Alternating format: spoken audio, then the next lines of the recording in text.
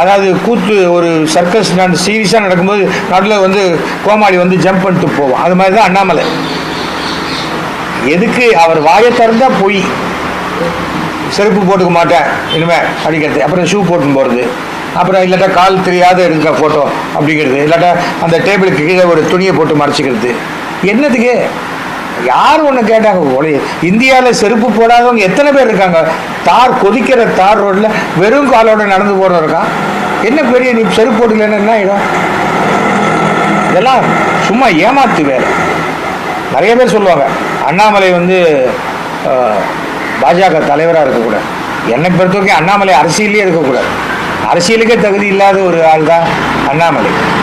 எந்த எந்த எந்த கட்டுப்பாட்டுக்குள்ளேயும் வராத ஒருத்தர். யாரை வேணா இவர் வந்து விஜய்க்கு அட்வைஸ் பண்ணுறார்.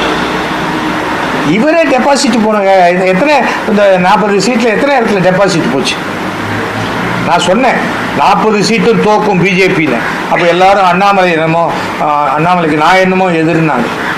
என்ன பூத்தை வளர்ப்பதற்கு உண்டான எந்த முயற்சியும் எடுக்காத எந்த கட்சியும் வராது.